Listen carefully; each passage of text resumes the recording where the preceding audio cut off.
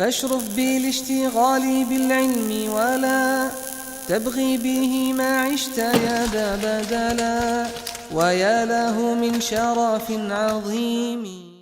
I really hate this notion that which many Muslim speakers and shuyukh and scholars are proud of, which is, well, I don't know anything about politics, I don't speak about politics, I'm not involved in politics, I don't like politics, yeah? But ask me about tahara, salah, financial transactions, etc. I will give you a fatwa, I know about it, but politics, no, keep me away from politics, subhanallah. And people are proud of it. Yani, they are, or in another word, they are proud of secularism, of being secular. Yes, I don't want to be concerned about the ruling system, yes, but I am concerned about the personal ibadah, which is secularism, because secularism says, yes, worship Allah, it is between you and your Lord. But if you want to talk about sovereignty, it doesn't belong to Allah. It is not divine. دع ما لقيصر لقيصر ودع ما لله لله. Leave what is for Caesar for him, and leave what is for God for him. الحمد لله رب العالمين له الحمد الحسن والثناء الجميل وأشهد أن لا إله إلا الله وحده لا شريك له يقول الحق وهو يهدي السبيل وأشهد أن محمدا عبده ورسوله صلى الله عليه وعلى آله وأصحابه والتابعين لهم بإحسان إلى يوم الدين أما بعد. My beloved brothers and sisters, you all inshallah ta'ala have heard what Dr. Haitham and Haddad had said. But before I go into the issue at hand and I tackle the matter, what is very important that I do bi'idhnillah al-kareem is to give an introduction. The first point that I wanted to mention inshallah ta'ala is that it is important that a person understands that clarifying the truth and knowing what is right from wrong, it's a prophetic way. It is why the Quran came down. Allah subhanahu wa ta'ala, He says in the Quran, وَكَذَلِكَ نُفَصِّلُ الْآيَاتِ وَلِتَسْتَبِينَ سَبِيلُ الْمُجْرِمِينَ. We sent down the Quran to explain matters and also to clarify the path of those who have wronged, the path of those who have deviated from the straight path. Now this is not me saying that Dr. Haitham Haddad is a mujrim or the ayah is applying to him. What I mean is that our concept as individuals is that we understand what is right from what is wrong. لذلك Allah subhanahu wa ta'ala, this Quran that we have with us, He called it Al-Furqan. تبارك الذي نزل الفرقان على عبده. Furqan. Why is it called Furqan? Because the Quran يفرق بين الحق والباطل. It distinguishes, it clarifies the truth from the falsehood. So if, my beloved brothers and sisters, we see a wrong taking place and we just become silent about it. Why do we become silent? Because we're honoring the person. We are respecting the person. So we just become quiet. And we come with this concept of, well, it's a difference of opinion. And then the truth is not brought out into the light and it's not clarified, then the religion will tarn it. It will become destroyed. This will tarnish the religion. And our religion will turn into the religion of the Christians and the Jews. Because the Christians and Jews, if you look at the Christians today, their religion has become going to the church and dancing and singing. Why? How has it reached that conclusion? How has it reached that point? It reached that point because there was no clarification that were made from those who knew. And they watched the people who were tampering with the religion to tamper with the religion, and no one was saying anything. لذلك the Prophet ﷺ said to us, من رأى منكم منكرا فليغيره بيده فإن لم يستطع فبلسانه فإن لم يستطع فبقلبه وذلك أضعف الإيمان.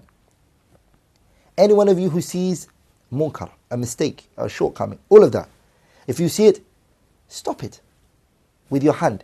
If you're not able, then do it with your tongue. And if you're not able to, then hate it in your heart, and that is the weakest of iman.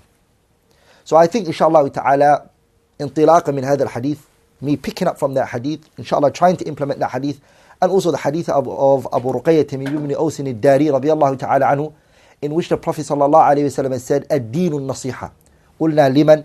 قال لله ولكتابه ولرسوله ولأئمة المسلمين وعامتهم. That this religion is an advice. And so I hope that I am advising sincerely, and that my intentions are clear بإذن الله الكريم. What Dr. Haitham al-Haddad said, there are many mistakes in that whole video, but this part that I've cut out, there are a lot of shortcomings on the side of the doctor. Things that he had said, that he left unrestricted, things which he had said, which is wrong, statements that he used, which need ta'qib, which require to be expanded or clarified. The doctor started by saying, I hate the notion. So he said, I hate. He hates the notion of those du'at and those talabatul ilm who refuse to engage in political laws or political institutions or engage in the political arena. Now, when the doctor says the word politics, as Ibn Khaldun rahimahullah mentions in his muqaddimah, siyasa he categorized it into two.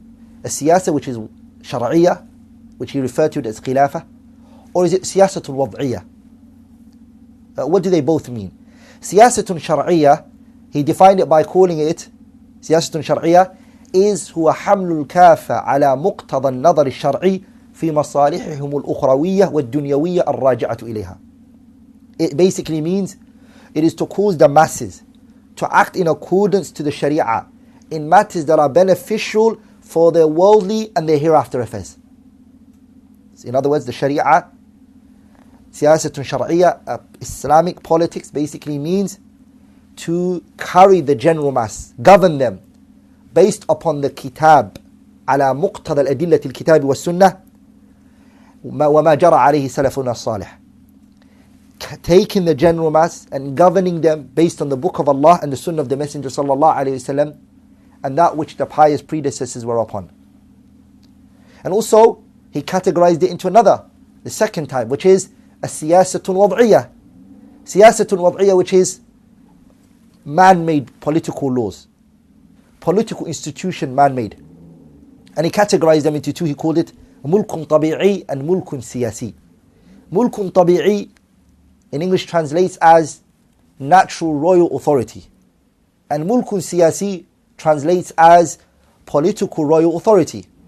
And then he defined what both each mean. Mulkun tabi'i means هو حمل الكافة على عموم هو حمل الكافة عموم الناس على مقتضى الغرض والشهوة. It means to cause the masses to act as required by purpose and desires. Means the hakim and the wali, the governor and the leader, he causes the mass to act in accordance to his own purposes and his own desires. Siyasa, the second type of the siyasatul wad'iyya, which is mulkun siyasi, which is political royal authority, is هو حمل الكافة على مقتضى النظر العقلي في جلب المصالح الدنيوية ودفع المضار, which means to cause the masses to act as required by intellectual, rational insight into the means of furthering their worldly interest and avoiding anything that is harmful in that respect. So if you look at the political laws, the two types, which is the siyasatul wad'iyya, he categorized them into two, Ibn al-Khaldun rahimahullah ta'ala. And when he categorized them into two, you can see that they have one thing in common, which is that the siyasa, which is wad'iyya, they both have one thing in common, which is they are both worldly affairs. They only suffice the people in their worldly affairs. But they do not move on to carrying the mass in accordance to the interest that they have of their hereafter affairs. Not at all. So when the doctor says that he hates the notion of the du'at and the talabatul ilm who do not like to participate in the political laws and the political institutions or engage in politics, what politics is the doctor referring to? Is he referring to a siyasatun shar'iyya, or is he referring to a siyasatun wad'iyya? Whichever of those two that he's referring to, it's very dangerous, my beloved brothers and sisters. It really is. And the reason why it is very dangerous is because our messenger, Muhammad ibn Abdullah sallallahu alayhi wasallam, when he came to Quraysh and he announced the fact that he's a prophet from Allah subhanahu wa ta'ala, the first thing that he started with his message is to call the people to worshipping Allah subhanahu wa ta'ala, worshipping Him alone, and to not associate Him with partners. As Allah said, وَلَقَدْ بَعَثْنَا فِي كُلِّ أُمَّةٍ رَسُولًا أَنِ اعْبُدُوا اللَّهَ وَاجْتَنِبُوا الطَّاغُوتَ. To worship Allah alone and not to associate partners with Him. Also Allah subhanahu wa ta'ala, He says, وَمَا أَرْسَلْنَا مِن قَبْلِكَ مِن رَسُولٍ إِلَّا نُوحِي إِلَيْهِ أَنَّهُ لَا إِلَهَ إِلَّا أَنَا فَاعْبُدُونَ. That Allah did not send down a messenger before Muhammad. He did not send except that Allah revealed unto them, worship Allah tabaraka wa ta'ala alone and do not associate partners with Him. And our Messenger sallallahu alayhi wasallam, whilst in the course of his life, or whilst he was conveying this message, alayhi salatu wasalam, Quraysh came to him and they offered him leadership. They offered to put him in charge. They said, if you want leadership, we'll give it to you. And our Messenger sallallahu alayhi wasallam rafada dhalika kullu. He refused all of that and rejected it. And the reason why the Prophet sallallahu alayhi wasallam rejected all of that is because he wanted the tawheed to be solidified. And this is why Allah created mankind. وَمَا خَلَقْتُ الْجِنَّ وَالْإِنسَ إِلَّا لِيَعْبُدُونَ. I did not create jinn or ins except to worship Allah alone. So our Messenger sallallahu alayhi wasallam, he rejected it and he refused to take it. He refused to take their proposal.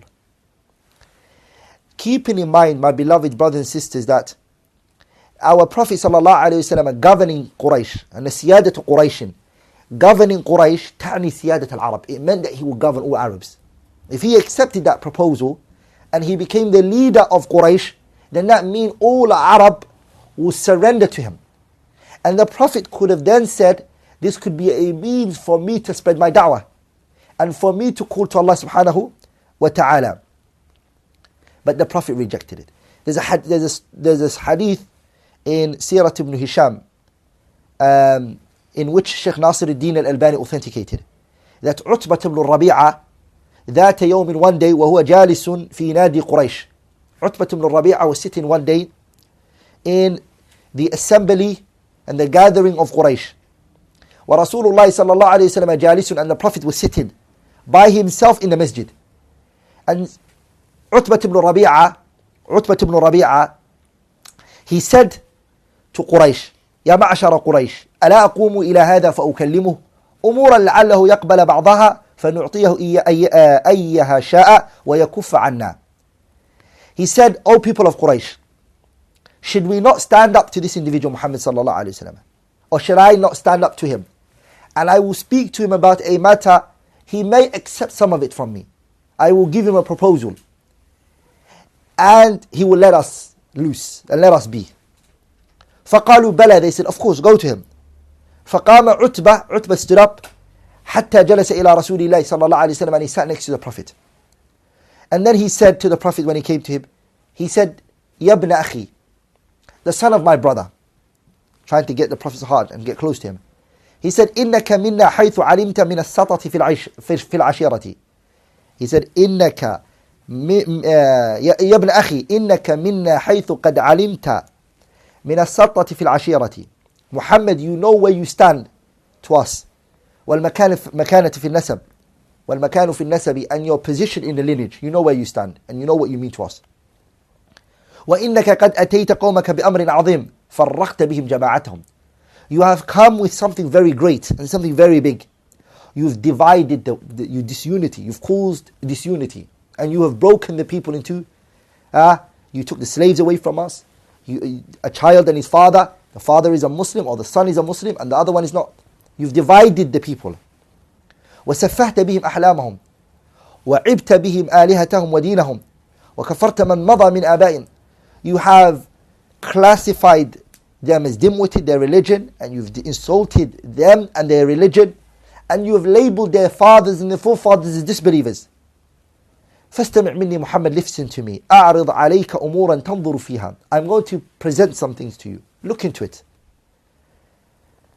فقال رسول الله, the messenger said to him, قل يا أبا الوليد أسمع. Say what you want, I will listen to you. فقال يا ابن أخي, he said, the son of my brother, my nephew. إن كنت إنما تريد بما جئت من هذا القول مالا جمعنا لك من أموالنا حتى تكون أكثرنا مالا. My nephew, if you are intending with this message that you have come, you're looking for money and that's all you want, then we will gather all of our money to you and we'll make you the richest of us. وإن كنت إنما تريد شرفا, if you're looking for honor, شرفناك علينا, you will make you honorable on us, most honorable one amongst us. If what you're looking for is reputation and dignity and respect, then we'll bring that to you. حتى لا نقطع أمرا دونك, we're going to respect you so much and honor you so much that we will not make a decision without your consultation and without your saying. وإن كنت تريد ملكا ملكناك, and if you're looking for leadership, you're looking to be a king, you want to be in charge, if that is your purpose and that is your goal, then we are here to make you a king. Pay attention if that's your goal. And if you look at what Dr. Haitham and Haddad was saying, is he wants the talabatul ilm and the students of knowledge to engage in politics. And this is a alaqa between the two. Our messenger did not come to compete with them in their worldly affairs, and he did not come for this purpose. He came to spread tawheed, he came to fight against shirk, he came to spread sunnah, and he came to get rid of innovation. Alayhi salatu wassalam. Now that being the case, they are now offering him, he's not asking for it, they're saying, here, we're going to give it to you, and he's rejecting it. Why didn't our Prophet say, alayhi salatu wassalam, I will take it? Look what he responded by saying. When he said all of that, he said, أَفَرَغْتِ أَبَا الْوَلِيدِ, Aba al-Walid, have you finished what you were saying? قال نعم, he said, I finished what I wanted to say. قال فَاسْتَمِعْ مِنِّي, listen to me. Listen to what I have to tell you. قال أفعل, he said, I'm going to do it. I'll listen to you. The Prophet ﷺ said to him, حاميم تنزيل من الرحمن الرحيم كتاب فصلت آياته قرآنا عربيا لقوم يعلمون, until he got to the ayah فإن أعرضوا فقل أنظرتكم صاعقة مثل صاعقة عاد وثمود. When the Prophet ﷺ said that, he said to him, قد سمعت يا أبا الوليد, Aba al-Walid, you heard ما سمعت, that which you heard. فأنت وذاك, there you are. There you are, I've said what I wanted to say to you. So our messenger responded to him by just reciting those verses to him. Rather, my brothers and sisters who are listening, our messenger alayhi salatu wasalam, the harm of Quraysh, it increased even more onto him. And they caused harm on his da'wah. And they caused him headache alayhi salatu wasalam. And he's only calling them to what? Ibadatullahi wahda, to worship Allah alone. Do not associate partners with him. He still did not take leadership, did not run after positions. Because we Muslims here in the West are saying, we're suffering. We're going through a lot of hardship. So then we need to engage in these political laws, these constitutions. We have to have an MP who represents us. If we don't have a say in the cabinet ministry, if we don't have a say, we're going to be crushed. We're going to suffer our universities, our educations. Our Prophet suffered. Alayhi salatu wasalam. And look what he did. Instead of saying, Ya Quraysh, I want a representative in your assemblies and your gatherings, he didn't say that, alayhi salatu wasalam. Rather, he told his Sahabis to do hijrah. He said, travel and leave this land. Go to Abyssinia. Go there. Because there is a leader who is just, a king that is just. Stay with him. In the meantime, what was he doing? The Prophet ﷺ was going in the Mawasim. He was going to Uqaba. He was going to Majannah. All of those places. One place to another. And he was asking the people, Man yu'wini, who's going to give me shelter? Man yansuruni, who's going to give me victory? For what reason? So I can be a leader? So I can be the prime minister, the president, the khalif? No.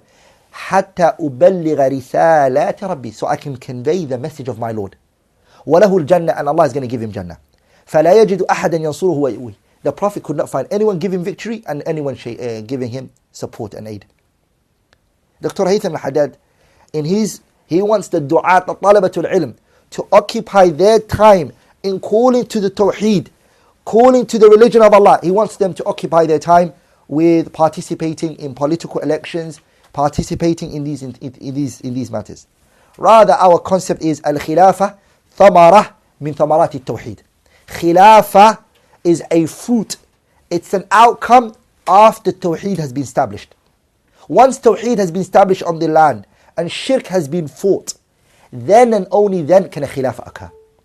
وَلِذَلِكَ the Khilafah, Allah attributed it to Himself. In other words, the Khilafah is a minhatun rabbaniyah and is a hibatun ilahiyah. The Khilafah is something Allah, He gifts. It is something He bestows upon who He wishes. But He has placed conditions. Let's find if these conditions are part of it. Did Allah subhanahu wa ta'ala say, if you engage in political issues or you engage yourself in the political arena, then Allah subhanahu wa ta'ala will take you out of your hardship and Allah will make you khulafa on the earth? Is that what Allah said? Rather no. What Allah tabarak wa ta'ala said to us is, وَعَدَ اللَّهُ الَّذِينَ آمَنُوا مِنْكُمْ وعملوا الصالحات ليستخلفنهم في الأرض كما استخلف الذين من قبلهم وليمكنن لهم دينهم الذي ارتضى لهم وليبدلنهم من بعد خوفهم أمنا يعبدونني لا يشركون بي شيئا ومن كفر بعد ذلك فأولئك هم الفاسقون. Also Allah تبارك وتعالى He says, that was in Surah An-Nur ayah 55. Also Allah subhanahu wa ta'ala He says وَلَيَنْصُرَنَّ اللَّهُ مَنْ يَنْصُرُهُ إِنَّ اللَّهَ لَقَوِيٌّ عَزِيزٌ الذين إن مكناهم في الأرض أقاموا الصلاة وآتوا الزكاة وأمروا بالمعروف ونهوا عن المنكر. Surah Al-Hajj ayah 40 to ayah 41. Also Allah subhanahu wa ta'ala is in Surah Al-Fath هو الذي أرسل رسوله بالهدى ودين الحق ليظهره على الدين كله. Allah also says that was Surah Al-Fath ayah 28. Allah also says in Surah Al-Nahl ayah 62 أمن يجيب المضطر إذا دعاه ويكشف السوء ويجعلكم خلفاء الأرض. I now want you to all focus on these verses with me. In the first verse I brought Surah An-Nur ayah 55. Allah subhanahu wa ta'ala He says لَيَسْتَخْلِفَنَّهُمْ. Allah is going to make them governors on this earth. In the next ayah Allah subhanahu wa ta'ala He says الَّذِينَ إِن مَكَّنَّاهُمْ. The ones who we make them governors on this earth. In the ayah after that, the other ayah in Surah Al-Fath, Allah says, لِيُظْهِرَهُ عَلَى دِينِهِ. That Allah makes them apparent on this earth. In the ayah in Surah Al-Nahl, ayah An-Naml, Surah ayah 62, Allah says, وَيَجْعَلُكُمْ خُلَفَاءَ الْأَرْضِ. Allah makes you governors on this earth. So, we have لِيَسْتَخْلِفَنَّهُمْ. We have مَكَّنَّاهُمْ فِي الْأَرْضِ. We have لِيُظْهِرَهُ. We have وَيَجْعَلُكُمْ خُلَفَاءَ الْأَرْضِ. Who has Allah attributed to the one making the people khulafa? Who makes us leaders? Who makes us reach khilafah? Whose hands is it in? It's in the hands of Allah. What conditions did Allah stipulate? These are conditions that Allah stipulated for us to gain khilafah. It is not that we engage in the political arena. Look what Allah says subhanahu wa ta'ala. And this is the answer that Allah gave, which is what? يَعْبُدُونَنِي. You worship me alone. لَا يُشْرِكُونَ بِي شَيْئًا. And you do not associate partners with me. That's the condition that was stipulated on the Surah Al-Nur ayah 55. In Surah Al-Hajj ayah 40 to 41, Allah says what? وَلَيَنْصُرَنَّ اللَّهُ مَنْ يَنْصُرُهُ. Allah is going to give victory to you when you give victory to His religion. Then Allah goes on to say, الَّذِينَ إِن مَكَّنَّاهُمْ فِي الْأَرْضِ. The ones who we make them solidified on this earth, we make them governors of this earth, are people who have what? أَقَامُوا الصَّلَاةِ. They established a prayer. وَآتَوُوا الزَّكَاةِ. They give the zakat. وَأَمَرُوا بِالْمَعْرُوفِ. And they call to the good. وَنَهُوا عَنِ الْمُنْكَرِ. And they prohibit the evil. So, for Allah to make us governors on this earth, prayer has to be present in us. Zakat has to be paid. Calling to the good and prohibiting the evil has to be a characteristic of ours. Not to engage in political arena. That's not what Allah told us. Also Allah said in the ayah, هُوَ الَّذِي أَرْسَلَ رَسُولَهُ بِالْهُدَى لِيُظْهِرَهُ عَلَى الدِّينِ كُلِّهِ. Allah sent down two things in this ayah. هُوَ الَّذِي أَرْسَلَ رَسُولَهُ. Allah sent with His messenger. بِالْهُدَى, guidance. وَدِينِ الْحَقِّ, and the religion of truth. What's the guidance, my beloved brothers and sisters? It is al-ilm al-nafi', beneficial knowledge. وَدِينِ الْحَقِّ عَمَلُ الصَّالِحِ, righteous actions. So beneficial knowledge and righteous actions, لِيُظْهِرَهُ عَلَى الدِّينِ كُلِّهِ. When we come with beneficial knowledge and righteous actions, Allah will make us apparent on this earth. Allah will make us be seen on this earth. Also Allah subhanahu wa ta'ala says in this ayah, أَمَّن يُجِيبُ الْمُضَّرَّ إِذَا دَعَاهُ. Who is the one who lifts suffering from us when we call on to Him? ikhlas, in tawheed, that we're only going to ask Him. We're not going to associate partners with Him.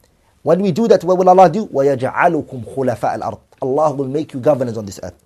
Shaykh Muhammad al-Amin al-Shanqiti rahimahullah, he says, لَا يَسْتَخْلِفَنَّهُمْ فِي الْأَرْضِ. Surah An-Nur, ayah 55, Allah subhanahu wa ta'ala, when in that ayah, He says, وَالْآيَاتُ تَدُلُّ. These verses indicate على أن طاعة الله, obeying Allah, بالإيمان به, by believing in Him, والعمل الصالح, and come with righteous actions, سبب للقوة. It is the way to gain strength. والاستخلاف في الأرض, to be governors on this earth. ونفوذ الكلمة, and that our words are taken serious and it's executed and it's done. Shaykh al-Albani said a kalam يستحق أن يكتب بماء الذهب. Shaykh al-Albani rahimahullah said a statement that deserves to be written in ink of gold. Shaykh al-Albani says, هؤلاء الدعاة, these individuals who are calling to the path of Allah, الذين يريدون الوصول إلى تحقيق غاية العظمى, who want to reach this ultimate goal, which is what? وهي إقامة حكم الله في الأرض, to establish the law of Allah on this earth, وإيجاد الخلافة, and to bring khilafah into place, الراشدة بعد تلك الخلافة الماضية, after the khilafah went, they want to bring back the noble khilafah again, التي يتفق جميع المسلمين على وجوب تحقيقها, which every Muslim unanimously agree that bringing it back is something that is needed and it's obligatory. We all agree. But what do we differ on? ولكنهم يختلفون في الوسيلة. We differ in the way to bring back the khilafah. وفي الطريق, and in the manner that we should bring back khilafah. Dr. Haitham Haddad is saying the way we can and the way he wants us to do it. Because if we don't do it, the doctor is angry, he doesn't like it. He said, I hate this notion. Is what? To engage in politics. We differ with that. We believe that's not the case. The ayat of the Quran is not on him, with him on this regard. The ayat of the Quran is clearly telling us something different. And Shaykh Muhammad Nasir al-Din al-Albani, who's older in age than Dr. Haitham Haddad, وَأَعْلَمُ مِنْهُ, and more knowledgeable than him, Shaykh al-Albani rahimahullah, at the age of 20, was the first book he wrote, Ittikhadu Sajid. That was the first book he wrote. He was 20. And Shaykh al-Albani died at the age of 83. 63 years of his life he was serving the religion. 63 years he was khidmah. He was serving the science of hadith. So a lot of us who are watching here, some of our parents are not 63. Some of our parents are not 63. The Shaykh died at the age of 64 to 63.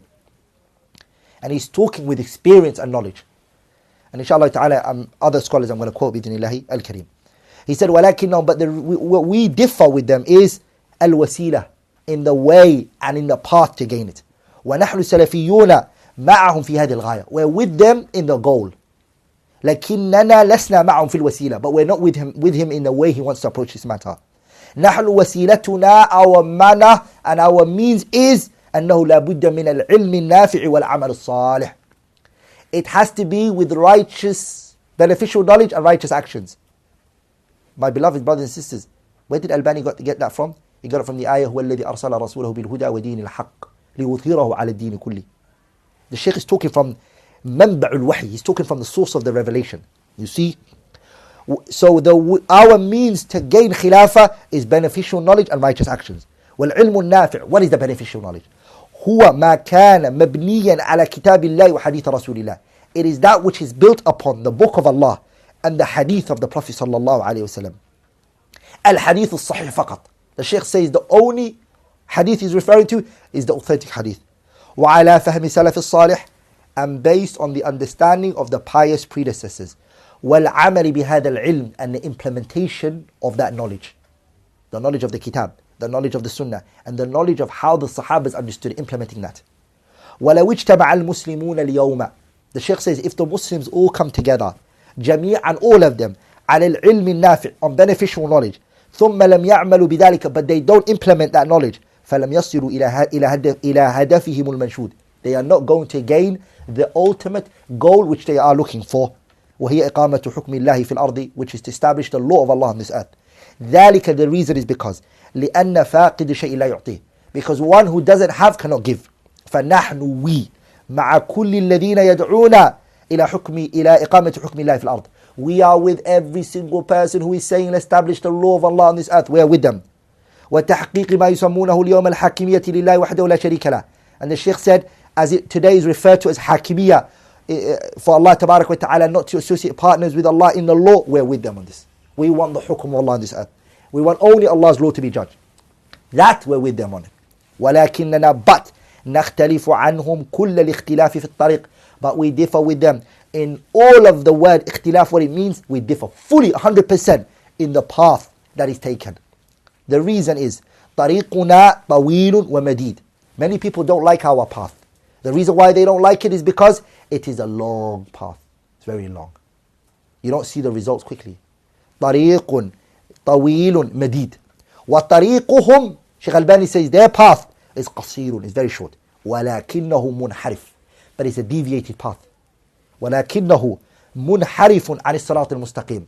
But their path is short, but it's deviated. It's quick, shortcuts.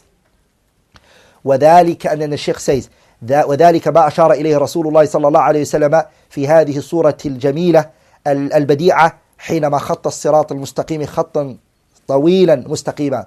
And then the Shaykh connected this to when the hadith of Abdullah ibn Mas'ud, which the Prophet ﷺ made a path on the road. The road that he made, which was the Sirat al-Mustaqim, was it long? Yes. The Sirat al-Mustaqim was the longest one. And the other paths were shorter and they were little. You see? And they were more than it. So the Shaykh said that this is the example that refers to it. And why is the case? It's because shaitan is on those paths, calling the people to it. So the kalam of the Shaykh rahimahullah, you can find it in his talk Al-Wahdat wal-Ittifaq rahimahullah ta'ala. Now, my beloved brothers and sisters who are listening, there's something I have to mention, which is, where did this concept come to Dr. Haitham Haddad from? Where did he bring this idea and this mindset of pushing the du'at and gauging them into politics? Iqhamu du'at, pushing the du'at to taking part in the political arena. Where does this idea come from? Before I mention that, from the angle of amanatul ilmiya, from the angle of being fair and honest in the way I transmit the information, is that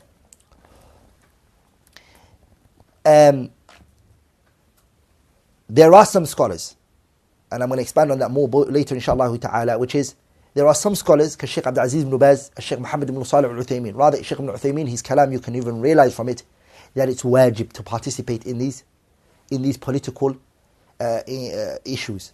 You have to. It's wajib. And the reason why those scholars said it and that which Dr. Haitham al-Haddad is on is two different things. I have to explain this, because I hear a lot of people say, well, if you took the statement of Shaykh Muhammad Nasiruddin al-Albani, then we have taken the view of Shaykh Abdul Aziz ibn Baz and the view of Shaykh ibn Uthaymeen. So now let me explain this to you. Shaykh ibn Uthaymeen rahimahullah and Shaykh Abdul Aziz ibn Baz, who are two noble imams, scholars, when they said that engaging in these political arena, what were they talking about? They were coming from the angle of, this issue is min babi dar'il mafasid, it is to repel the evil. In other words, the Muslims, darura and necessity has forced them to engage in this. It's obligatory. Min babi darura. Dr. Haitham al-Haddad, lakin no. Dr. Haitham is coming from the angle of that it is what? Min babi annahu wasila. That engaging in the political arena is a means. It's not a min babi darura, and it is a wasila. That the du'at, it's a means that the du'at have to take, meaning, in other words, they have to make it part of their da'wah. And it is a portion of, because look at him, the doctor here right now is saying, I hate those or the notion that says that I don't want to participate in politics. The Shaykh wants participation. Make it part of our da'wah, that we have to be part of it. And that's what he's engaging. So it's important that we distinguish between the two. Because the mafsada, the mafasid and the masalih is matter which is, that in its asal it wasn't allowed. But it got permitted because of a necessity that came. But when it becomes a wasila and a means, then it's a whole different situation. So, my beloved brothers and sisters, this concept of making the da'wah amalu siyasi, this political engagement, ليس طريقة أهل السنة والجماعة. Wallahi, it's not the path of أهل السنة والجماعة. لا من قريب ولا من بعيد. And rather, it is the path of these تيارات والأحزاب الإسلامية المخالفة للسنة. These groups and these ideologies and sects who are in opposition to the Kitab and the Sunnah. Because they are the ones who see it as what? فَهُمْ يَرَوْنَهُ دِينًا وَقُرْبَةً. They see it as a way to get closer to Allah by doing this. I mean, it's part of their religion. وَيَسْلُكُونَ أَسَاسًا عَلَى أَسَاسِ أَنَّهُ وَسِيلَةٌ مَشْرُوعَةٌ. They actually see it that this is a means that's legislated for them. Well, and that was not the fatwa of Shaykh ibn Baz and the fatwa of Shaykh ibn Uthaymeen, and inshallah ta'ala I'm going to expand on it later. But the question that one needs to ask himself is, so where did this come from? Where has this ideology creeped into us from? That the doctor here is saying that he hates the notion of those who are not participating in politics. Where did this notion come from? The first person, my beloved brothers and sisters,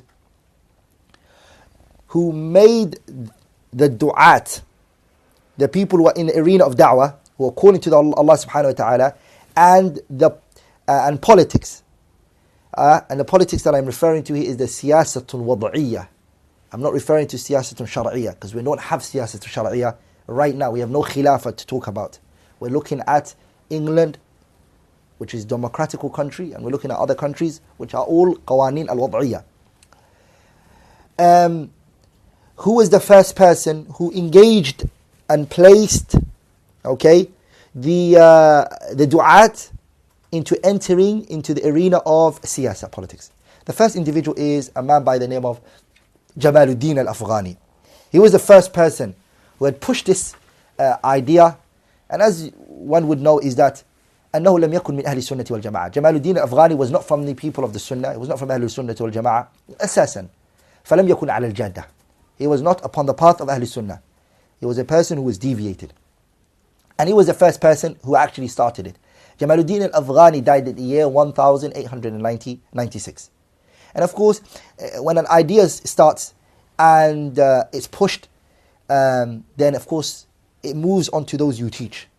And so Jamaluddin al-Afghani had affected, or his approach had an effect on his student Muhammad Abduh, who then took it on. Muhammad Abduh, who died the year 1905, was very affected. تأثر بجمال الأفغاني, was truly affected by Jamaluddin al-Afghani. And because of that, وأنشأ مجلة, he created a magazine which he called it العروة الوثقى. He called it العروة الوثقى, in which he spoke about politics and that which he saw about politics, and he spoke about hukumat, governments, and what was wrong and how things need to be changed, and etc. Muhammad Abduh, he passed that message over just the same way it was passed over to him by Jamaluddin al-Afghani. He passed it over to his student Muhammad Rashid Rida. And Muhammad Rashid Rida, rahimahullah ta'ala, was different from Muhammad Abduh, and it was different from Jamaluddin al-Afghani. The difference between them and him was that Muhammad Rashid Rida, fil jumlah, in totality, in conclusion, was a man from Ahl Sunnati wal Jama'ah, was a man of the Sunnah. تبنى على عقيدة أهل السنة والجماعة. تبنى دعوة إلى التوحيد. He was a man who took on the path of calling to the path of Allah subhanahu wa ta'ala, ونبذ الشرك, fighting with associating partners with Allah. So this was it. But the problem is, بقيت عنده بقايا. It remained with him the effects of his teacher Muhammad Abduh. But my beloved brothers and sisters, this is the point that I want to draw home, and I want every single one who's listening to me to listen to this. And this is, my beloved brothers and sisters, this history that I'm telling you, and this is very important, is because you realize where all of this stems from and where it came from. And that when we speak about these issues, it's not like it's the first time we're hearing it. And it's not. And when you read and you study, then you realize that the same statements are being repeated again and again and again. Muhammad Abduh, who spent all of his life under the what? Under the shade of politics, في ظل السياسة, and was a person who got du'at, أقحم الدعاة. He took the du'at from the and pushed them into politics. at his last moments of his life, he came to على نقمة عظيمة. He regretted it, the word regret. And this is what he said. I'm going to read his statement on you, and please, my beloved brothers and sisters, listen to this. Look what he said. He said, أعوذ بالله من السياسة ومن لفظ السياسة ومن معنى السياسة ومن كل حرف يلفظ من كلمة السياسة ومن كل خيال يخطر في بال من السياسة ومن كل أرض تذكر فيها السياسة ومن كل شيخ يتكلم أو يتعلم السياسة أو يحب أو يعقل في السياسة ومن ساس ويسوس وسائس ومسوس. So Muhammad Abduh, after بعد تجربة مريرة في العمل السياسي, he came with this what? على نقمة عظيمة. He really regretted it. To the extent that he said, أعوذ بالله, I seek refuge in Allah من السياسة, from politics. ومن لفظ السياسة, and the word سياسة. ومن معنى السياسة, and the meaning of سياسة. ومن كل حرف, and every letter that is mentioned from the word سياسة. And ومن كل خيال يخطر في بالي من السياسة. And every thought that comes to my mind pertaining to politics. ومن كل أرض تذكر فيها السياسة. And every land in which politics is mentioned. ومن كل شيخ يتكلم أو يتعلم السياسة. Or every sheikh who speaks or who learns politics, I seek refuge in Allah from him. Or يحب, or he loves, أن يعقل في السياسة, who wants to understand and ponder on politics, I seek refuge in Allah from it. ومن ساسة ويسوس وسائس ومسوس. And these are the ishtiqaqat, the root words of the word siyasa. All of that I seek refuge in Allah from it. So my beloved brothers, what does that show you? هذا يدل على نقمة شديدة. This shows he regretted it. He regretted in dealing and being part of politics. And he said this, my beloved brothers and sisters, as I said, بعد تجربة طويلة في العمل السياسي. He said this after years of his life. Now, Dr. Haitham, what is it that you know that Muhammad Abduh doesn't know? What is it that you've come to understand? Are we going to fall into the same hole again? And every time get bit from the same hole? المؤمن لا يدلغ المؤمن من جحر واحد مرتين. A believer is not bit from the same hole twice. Muhammad Rashid Rida, who is the student of Muhammad Abduh, he didn't really agree with his teacher fully. He didn't fully agree with his teacher. And he carried on participating and taking place in Dawah. But of course, he carried on calling to the Sunnah and calling to Aqeedah and fighting against Shirk. This is something that he did, Muhammad Rashid Rida. And Muhammad Rashid Rida كون أول حزب السياسي. He was the first person who actually made a political movement. He was the first. When I say حزب سياسي, meaning I'm talking about حزب Islami, a Islamic political movement. He was the first to make it. And he did this in Egypt. And he called it حزب الاتحاد الشوري. And one of the harms and the effects that Muhammad Rashid Rida fell into, and politics in general throws a da'i into, which is تذيب الفوارق بين السنة والبدعة بعد مضي الزمن. After time, what politics does to you, this evil politics does to you, is that the line between the sunnah and the bid'ah become blurry. The sunnah and the bid'ah all become one. And Muhammad Rashid Rida started to implement this qa'idah, which is نتعاون على ما نتفق عليه ويعذر بعضنا بعضا فيما نختلف فيه. We will work with one another in what we agree upon, and we will excuse one another in that which we differ on. And he started to inherit that concept, to the extent he started to try to bring the Shia and the Sunnah together. And one of the statements that he said, rahimahullah, may Allah subhanahu wa ta'ala forgive him, was that ينبغي أن نترك الخلافات جانبا. We should leave our differences aside, referring to the Shia and the Sunnah. We should put our differences aside and do what? وأن نتعاون على أمر يقود إلى حكم الإسلام عامة. And we should work towards a matter that will bring Islam back to its khilafah and its leadership again. You see? So this is the problem what siyasa does to you. Because in siyasa, my beloved brothers and sisters, you can't have thawabit. You can't have things that you're solidified on. Politics is about being beating behind the bushes. You can't be direct and you can't be straight up. You see? ولكن Muhammad Rashid Rida, after many years of his life spending in politics, ما حصل شيئا. He did not benefit anything from it. وأضاع جهدا كبيرا من وقته. And he wasted a lot of his time. But even that though, عليه رحمة الله, he also was he was working on the issue of تطهير عقائد المسلمين. He was working on purifying the people's aqidah and al-inayatu bil-ilmi wa-ta'lim, calling the people to knowledge and guiding them to the religion of Allah according to the madhab of Ahl Sunnati wal Jama'ah. And he used to have the majallah called Majallatul Manar, which he rahimahullah ta'ala did benefit the ummah through that majallah. And Shaykh al-Albani was affected by it, and that's what made Shaykh al-Albani rahimahullah ta'ala take on board to become a person of hadith. After this point, Ikhwanul Muslimin, they took on this. So this is where Ikhwanul Muslimin came into a place. After Muhammad Rashid Rida, Jama'at Ikhwanul Muslimin, they came. But the difference between Ikhwanul Muslimin and that which was before it is that Ikhwanul Muslimin, they made the politics جزءا أساسيا من عقيدتهم ومذهبهم. They made the siyasa a part of their aqidah and their madhab. الذي لا يقوم على كتاب ولا على سنة ولا على اتباع السلفين الصالح. They did not base it on the kitab nor the sunnah and not to following the pious predecessors. They fully based their whole belief on politics. Everywhere politics. Any speech you have, politics. Are you with me? And da'wah siyasa became darajatul ula, the first concern, the first thing to tackle, the first thing that needs to be done. And of course after them, Hizb al-Tahrir was affected by the mindset of Hizb Ikhwan al-Muslimin, and they took it on board. So what do we learn from this, my beloved brothers and sisters? That this concept of politics, emerging it into da'wah, was something that was inherited from these individuals. لم يؤخذ من طريق السلف. It was not taken from the Salaf. ولا من طريق الأئمة, and it was not taken from the أئمة السنة. وراده إنما منشأ المشاركة السياسية ومنشأ إقحام العمل السياسي في مجالات الدعوة مأخوذ من أفكار جديدة. It was taken from these newly introduced groups and these newly introduced individuals who were recent. You see, and Ikhwan al-Muslimin, as you would all know, they are two types. Mainly they are two types.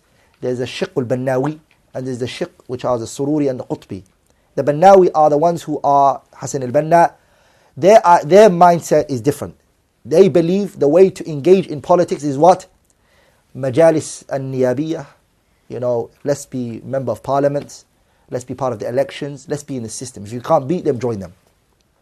Whereas the Sururi and the Qutbi, their da'wah is al-muwajaha wa takfir al-hukam. They do takfir of the leaders and they're more. At this particular point, when Hizb al-Tahrir and Ikhwan al-Muslimin came, Salafis were outside the arena of all of this. And alhamdulillah, were always clear on their stances regarding politics and da'wah. And they were concerned more in at-tasfiyah wa tarbiyah, which Shaykh al-Albani rahimahullah ta'ala had spoke about and had take it from that Nasus al-Shar'iyyah. But Abdurrahman Abdul Khaliq, who was a Kuwaiti national, who studied in the University of Medina, who was looked at as a person who came from Medina University. He learned from the Mashayikh who were Ahlul Sunnah at that time, of his the scholars of the Sunnah he met at that time. So at this point, he had some effect on some of the Salafis and convinced them to participate in political da'wah and etc. And he forced them to go in, and it caused a lot of problem in Kuwait. Its effects were seen, the problem that came from it was seen. Only Allah Tabaraka wa Ta'ala knows. Now, brothers and sisters, I'm going to come back to the issue before that I slightly touched on, which is the issue of حكم المشاركة السياسية في مجالس النيابية, which is participating in this political arena, taking place in this, being a cabinet minister, a parliament, MP, and etc. We know, as I said before, that the ulama al-mu'asirun, Shaykh Abdulaziz ibn Baz, Shaykh Muhammad ibn Salih al-Uthaymin, that they both permitted it. Rather, as I said, Shaykh ibn Uthaymin rahimahullah, from his kalam you can kind of sense that he was trying to push it, that it's obligatory to go in because of that, because of the lesser of two harms. Min babi daf'il mafsada, to repel the evil. Are you with me? And from the angle of Allah yutrak al-majal li ahli al-fasad, that we shouldn't leave the arena for the ignorant people to cause harm to the da'wah, for them to sit in an MP parliament and then because of them laws are passed on to the Muslims and it causes them harm. The Shaykh rahimahullah ta'ala, he pushed that the Muslims have to participate. But what I said before was that this is from the angle of babu daf'il mafsadah, not from the bab of what? La min babi annahu wasila. Not from the angle that the du'at, who are, their job is to call the people to tawheed and fight against shirk, call the people to sunnah and fight against innovation, they should not make it juz'an min waqtihim. They should not make it a portion of their time. Tubdalu fihi al-amwal, wealth is spent in it, time is spent on it. This is not what it was. Now, the scholars who permitted it is Shaykh Abdulaziz ibn Baz and Shaykh Muhammad bin Salih al-Uthaymin. And we have other scholars who did not permit it. From those scholars being Shaykh Muhammad ibn Nasir al-Din al-Albani rahimahullah ta'ala. From those scholars who also didn't permit it, is Ibn Badis rahimahullah, al-Bashir al-Ibrahimi. Also from those who did not permit it was Muhammad Hamid al-Fiqi wa Muhammad ibn Abdul Wahhab al-Banna, and also Abdurrahman al-Wakil rahimahumullah jami'an. Now that we have those who permit it, which are the mujizin, the mubih, and we have the mani'un, those who are not allowing it and are against it, how do we do tarjih between the two? The strongest view is the ones who say it's not permissible to participate, for two reasons. There are two reasons why they are correct. First of all, they have the textual evidences on their side. Dalalat amma min nususi wa salaf. They have general texts from the Kitab and the Sunnah, and also from the practices of the Salaf al-Salih. التي تدل, that which indicates على أنهم تركوا هذا الأمر ولم يسلكوه, that the Salaf did not take this path and they turned away from it. The second thing is بناء على الواقع. The reality that we're living in today shows that the statement of Shaykh Ibn Uthaymin and Shaykh Ibn Baz, which is going into politics to lessen the evil, rather by going into it a greater evil occurs from it. There's a greater evil that the du'at and those who went into it have actually suffered from. And this is stronger on the side of those who said it's not permissible. Because first of all, they have the textual evidences from the Kitab and the Sunnah and the implementation of the Salaf al-Salih. Where is the implementation? Where is the Kitab and the Sunnah? The Kitab and the Sunnah is the statement of the Messenger alayhi salatu wasalam, where he said, وَمَنْ طَرَقَ بَابُ السُّلْطَانِ اُفْتُتِنَا. Anyone who knocks on the door of the leader is tested. Are you with me? Anyone who knocks on the door of the leader is tested.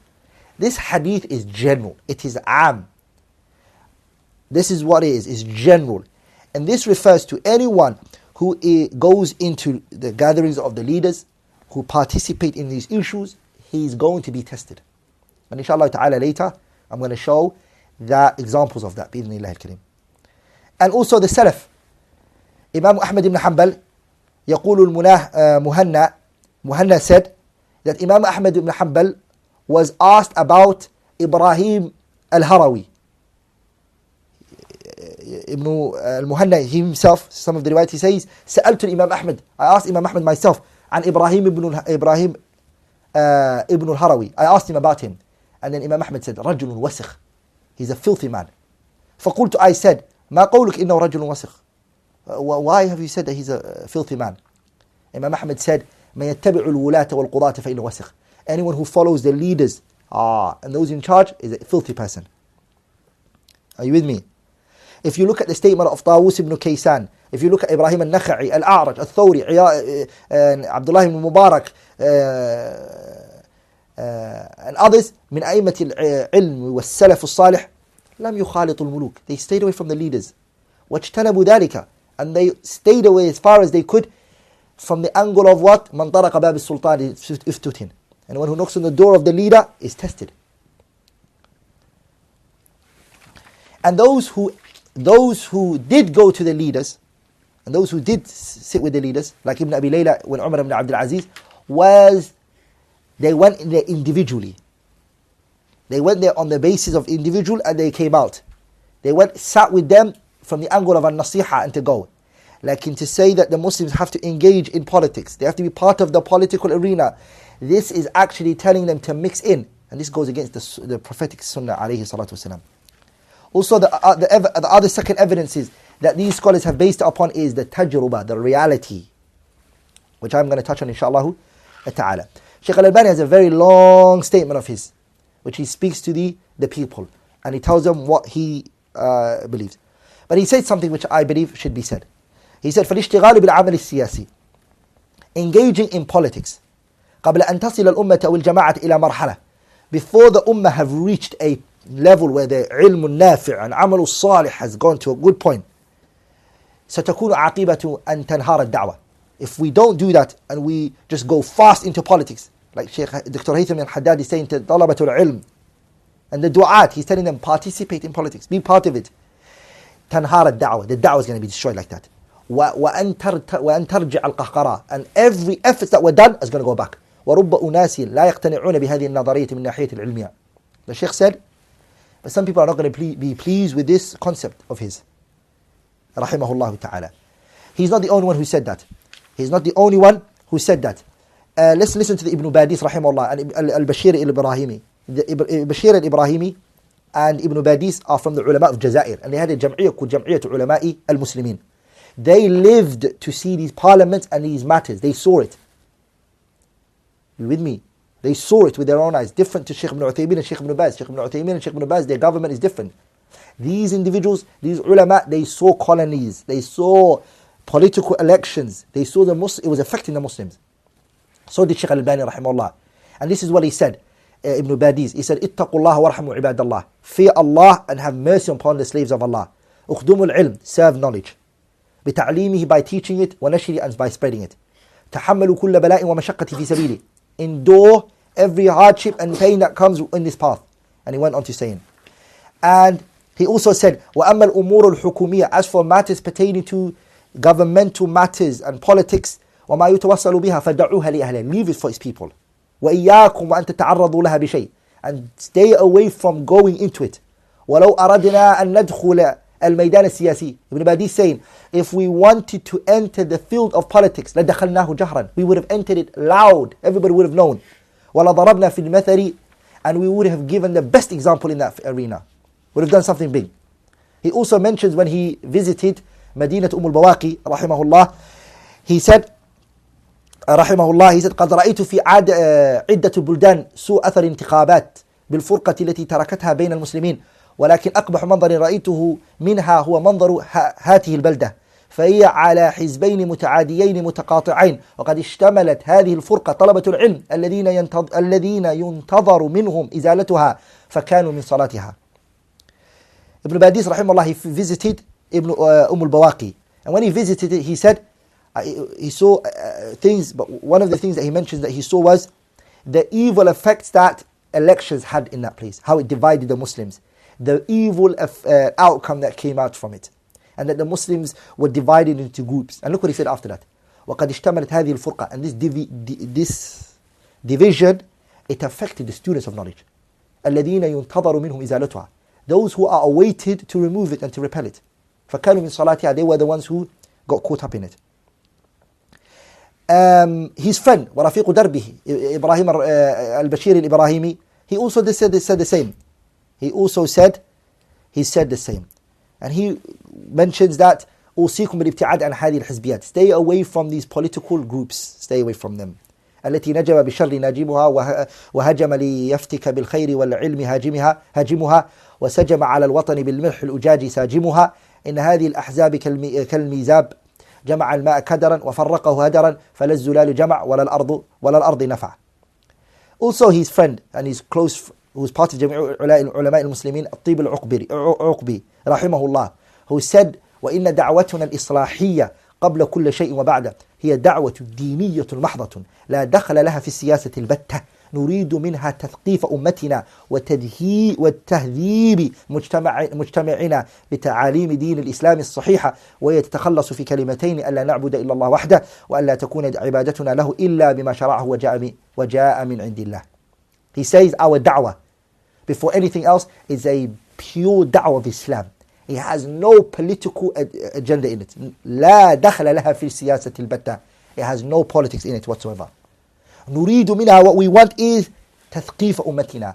We want to cultivate our ummah upon مجتمعنا what? بتعاليم دين الإسلام, based on the knowledge of the religion, which are correct. And then he goes, what religion? وَيَتَّخَلَّصُ بِكَلِمَتَيْنِ. It summarizes in 2 words. أَلَّا نَعْبُدَ إِلَّا اللَّهِ, that we don't worship anybody other than Allah. وَأَلَّا تَكُونَ عِبَادَتُنَا لَهُ إِلَّا بِمَا شَرَعَ. And that our religion, the legislation is from the Kitab and the Sunnah. The same, my beloved brothers and sisters, Ansar al-Sunnah in Egypt. Sheikh Muhammad Hamid al-Fiqhi, rahimahullah, and Sheikh Muhammad bin Abdul Wahhab al-Banna and Abdurrahman al-Wakil, they did not participate anything in the political movements that were taking place. تركوا هذه المشاركة السياسية. They left participating in these political. What did they busy themselves with?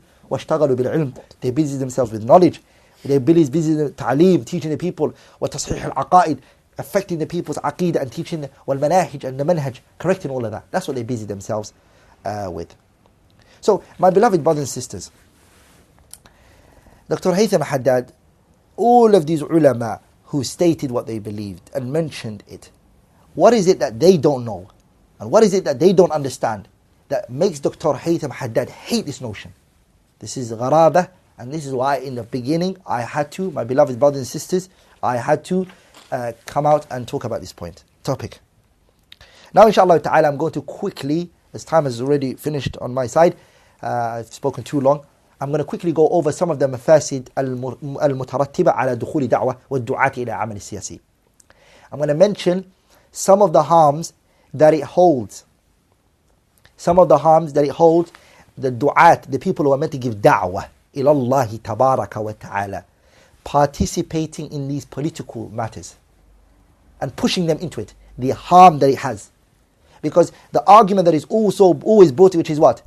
The reason why we engage in politics is because we are taking the lesser of 2 evils. We're saving the ummah. The case of the matter, my beloved brothers and sisters, is that there is more mafasid, there's more harm in engaging in these political issues than there is masalih. Or it's greater evil than it is a lesser of 2 evils. It's greater evil than it is a lesser of 2 evils. The first one is, my brothers and sisters, is المفسدة الأولى الاشتغال بالسياسة عن الوظيفة الأساسية. Participating in political issues busies the da'wah and the du'at. It puts the da'wah on hold and it preoccupies the minds of the du'at from that which was important. You see the du'at not seeking knowledge, not learning, not increasing in their understanding of the religion. This is the harms that you see. And that which Shaykh Al-Bani rahimahullah ta'ala summarized, which is at-tasfiyat wa at-tarbiyah, is affected. Which Allah subhanahu wa ta'ala sent the prophets for. Ya ayyuhan nabiyyu, inna arsalnaka shahidan wa mubashiran wa nadhiran wa da'iyan ila Allahi bi'idhni wa sirajan munira. The prophet was sent down, wa da'iyan ila Allahi, to call to Allah. He wasn't sent to call to politics. He wasn't sent to call to a group. He was sent down to call the people to Allah subhanahu wa ta'ala. So, ad-dukhul, wal-inshighal bis-siyasah, going into politics, engaging into it, studying it, putting time in, my beloved brothers and sisters, يصرف الدعاة عن هذه الوظيفة الأساسية. It preoccupies the du'at from this very important thing. The second, and I'm going over it very fast, is the mafsada that it has is هوان الدعاة في قلوب الناس والمدعوين. The du'at, the people who are calling to the path of Allah, become little in the eyes of the people. Because the people, when they are competing with the people in their dunya, siyasa is worldly issues. The siyasa that we're seeing today, siyasatun wad'iyah, is worldly issues. And when you see a person with a lihya, a person with a bid, engaging into politics with the general mass, he will drop in the eyes of the people. And the Prophet ﷺ, he told us, izhad fi dunya yuhibbuka Allah. Be aesthetic from this dunya, Allah will love you. Wazhad fi ma inda nas, and also be aesthetic from what is in the hands of the people. Be sufficed from it. Yuhibbuka nas, the people will love you. So when the people see you as an individual engaging into politics, you start to place in the people's hearts riba, doubt towards you. And you're placing yourself in what? Mawatin su'u dhann, places of speculations and assumptions and bad thoughts. And a believer should stay away from speculation and bad thoughts. Because people are going to start thinking you're in here for the money, somebody's paying you, you're only speaking for this party because they probably pay you and they want you to. And messengers and prophets would stay away from mawatin al-tuham. Safiya bint Huyay radiallahu ta'ala anha, when she came to the Prophet whilst he was doing i'tikaf, and the Prophet ﷺ was walking her away there were two companions and they kind of ran fast. The Prophet said to them both, على رسلكما, walk slowly. إنها صفية بنت حيي. This is my wife Safiya. And then قال subhanallah, they both said subhanallah, meaning Ya Rasulullah, we'll not think bad of you. And then the Prophet said, إن الشيطان يجري من الإنسان مجرى الدم. Shaitan runs in the person the way the blood runs in the vein. وإني خشيت أن يقذف في قلوبكما سوءا أو قال شيئا. I fear that shaitan may throw a bad thought into your hearts. So the du'at will start to become insignificant in the eyes of the people. You see? Also, the third harm that it has is تنازل عن الثوابت وضعف التمسك بالأصول. The person starts to give up the fundamental issues of the religion. They start to become weak. They leave off their foundations. And siyasa is about, it's about ضعف الولاء والبراء. Your love and your hate is weakens. You see, you have to start loving everybody in the political group. You have to smile in the mubtadi', the dal, the shi'i, everybody, the mukhannath, the homosexual, everybody you laugh in their face. Everything becomes for you what? It becomes la wala wala bara. Everything's wala, there's no bara. You don't free yourself from anybody. And these are waqi', reality that my beloved brothers and sisters, we see.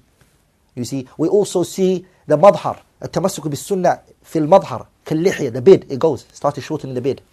You see, the man who was teaching the people yesterday is now shaping up his beard, he's looking different, you see him, احترام الدساتير, respecting the dastur says, the constitution says, the constitution doesn't have al-mukhalaf al-shara, it doesn't oppose the sharia, there are batil in it, there's kufriyat, so all of that is not looked at. The fourth thing, which is كثرة التلون والمراوغة وعدم الوضوح والتميز. The person is what? He is not clear and he's not direct and clear out in the open. ولذلك الشيخ الباني رحمه الله تعالى, in his debates and his discussions, when he would talk to somebody and he asked them a question and the person would say قد, Shaykh Al-Bani say يا رجل قد كلمة السياسيين. The word قد is a word used by politicians. Then politicians are not direct people and they're not clear people. They will talk for 45 minutes, they will leave the stage and you don't know what they've just said. Are they for it or are they against it? And this goes against the ayah صبغة الله ومن أحسن من الله صبغة. Allah Tabarak wa Ta'ala, He clarified the believers and made them distinct. Allah Tabarak wa Ta'ala did. And the Prophet Sallallahu Alaihi Wasallam told us, من تشبه بقوم فهو منهم. Anyone who imitates a people, he's from them. You're with them, you're like that. ولذلك, the imitation has gone to the extent things that we don't even have control over. My beard becoming white, is it got something to do with me? Allah made it, right? Just so I can't look like the disbelievers, Allah Tabarak wa Ta'ala told me, or the Prophet ﷺ, he told us to change our beards, the colors of it. So we do not look like the disbelievers. This is even fi umur, in matters that are not even in our hands. The Prophet ﷺ, look what he said, لا يزال الدين ظاهرا ما عجل الناس الفطور وأخر السحور. Pay attention to this hadith, it's powerful. That the religion will be apparent, strong, as long as what?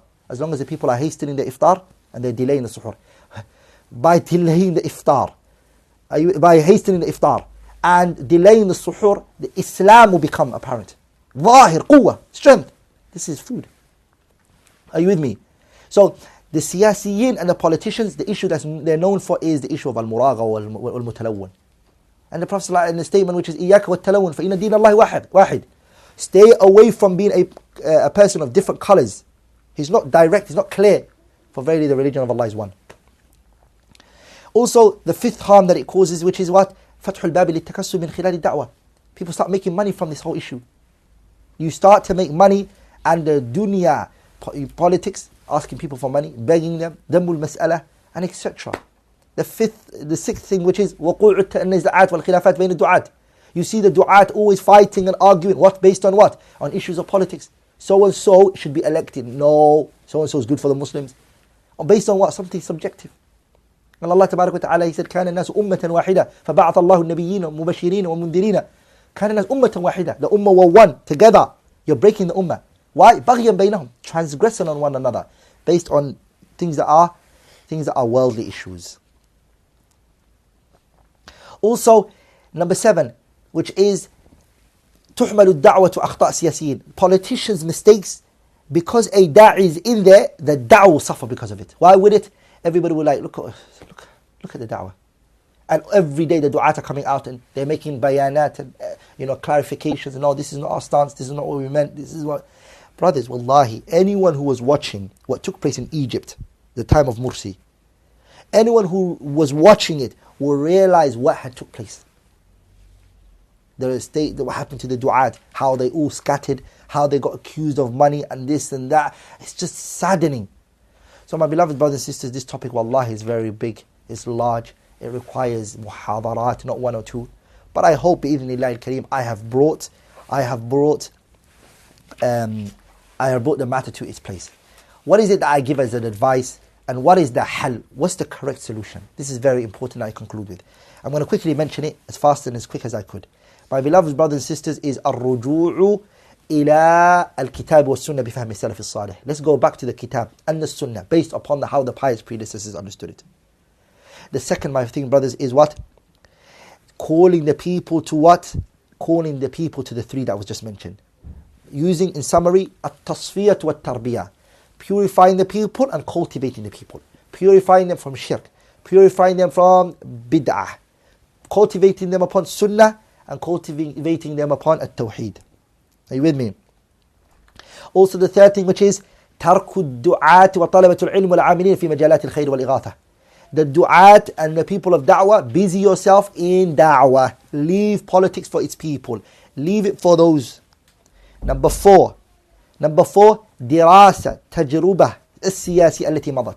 Study the history that has taken place before. Things that have happened. Like reading the points that I mentioned, Jamaluddin al-Afghani, Muhammad Abdu, Muhammad Rashid Rida, and that which took place in more tafasil. It has to be studied. And it has to be gone through in order to know all of that which is happening. So my beloved brothers and sisters, anything which I had said that was wrong, فَإِنَّهُ مِنِّي وَمِنَ الشَّيْطَانِ وَاللَّهُ وَرَسُولُهُ بَرِيئَانِ مِنْهُ سُبْحَانَكَ اللَّهُمَّ وَبِحَمْدِكَ أَشْهَدُ أَن لَا إِلَهَ إِلَّا اللَّهُ أَسْتَغْفِرُكَ وَأَتُوبُ إِلَيْهِ.